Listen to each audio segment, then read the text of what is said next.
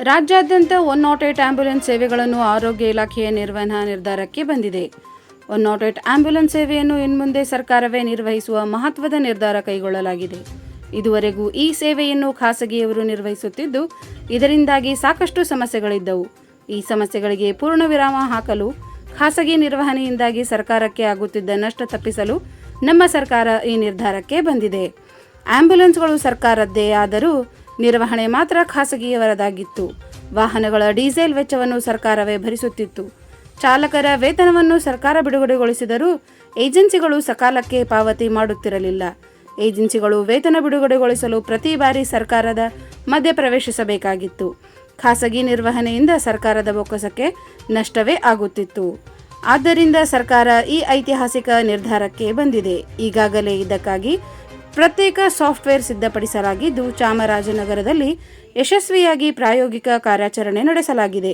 ಮುಂಬರುವ ತಿಂಗಳುಗಳಲ್ಲಿ ರಾಜ್ಯಾದ್ಯಂತ 108 ಆಂಬ್ಯುಲೆನ್ಸ್ ಸೇವೆಗಳನ್ನು ಆರೋಗ್ಯ ಇಲಾಖೆಯ ನಿರ್ವಹಣಾ ವ್ಯಾಪ್ತಿಗೆ ತರಲಾಗುವುದು.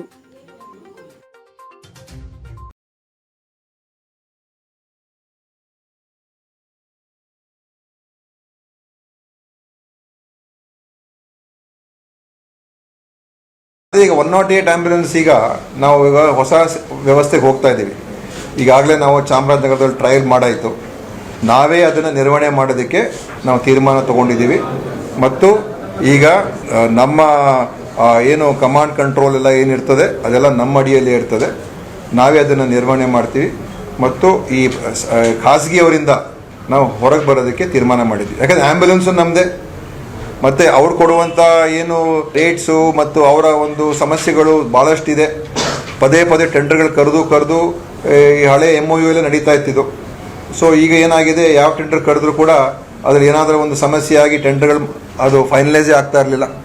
ಅದಕ್ಕೆ ನಾವೇನು ಮಾಡಿದ್ದೀವಿ, ಇದನ್ನು ನಾವೇ ಯಾಕೆ ಮಾಡಬಾರ್ದು ಅಂತ ಹೇಳಿ ನಾವು ಚರ್ಚೆ ಮಾಡಿ ಎಲ್ಲ ತಜ್ಞರ ಜೊತೆ ಡಿಸ್ಕಸ್ ಮಾಡಿ ಸಾಫ್ಟ್ವೇರ್ ರೆಡಿ ಮಾಡಿ, ಮತ್ತು ಇದರಿಂದ ನಮ್ಮ ಸರ್ಕಾರ ಕೂಡ ಭಾಳ ಉಳಿತಾಯ ಆಗುತ್ತೆ ದುಡ್ಡು. ನಮ್ಮ ನಿರ್ವಹಣೆಯಿಂದ ಸರ್ಕಾರಕ್ಕೆ 100 ಕೋಟಿ ರೂಪಾಯಿಯಷ್ಟು ಉಳಿತಾಯ ಕೂಡ ಆಗ್ತದೆ.